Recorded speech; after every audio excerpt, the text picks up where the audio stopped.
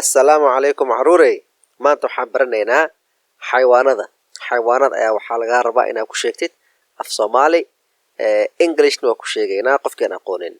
marka arkid xayawaanka magaciisa sheeg so xayawaankee ayaan ahay degdeg ku sheeg or what animal am I you need to answer quickly so xayawaankee waaye yaa yaqaano yaa sheegi karo xayawaankan magaciisa yaa yaqaano yaa xayawaankan Soomaaliyu buuxaa waxaa loo yaqaanaa geel ama camel haye xayawaankan cusubna maxaa waaye wuxuu leeyahay geeso dhaadheer waxaan u maleynayaa xayawaankan inuu yahay ari ayaa loo yaqaanaa ama goat ama ari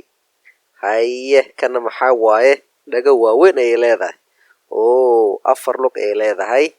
okay yaa sheegi kara xayawaankan lo waaye lo xayawaankan ama cow haye xayawaan kale oo aad dibkiisa u dheer yahay maxaa waaye waxaan dhex socdana muxuu yahay waxaan mugulaal miya ama cat bisad ama mugulaal al dhahaa kan haye xayawaankanna maxaa waaye waa boodboodaya xayawaankan qayradiisna aad ay u dheer tahay dameer waaye kan dameer ama donkey haye yaa imaaday meeshaan xayawaankanna maxaa waaye guryahay joogtaa waxaa waa u maleynaa bolombola inay tahay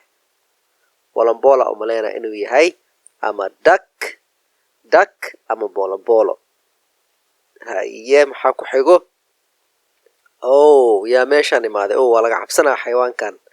xayawaankan waa laga cabsanaa muxuu yahay yaa sheegi karo waaye xayawaankan allah ama dog waaye aad iyo aad u qaylo badan yahay waa laga cabsanaa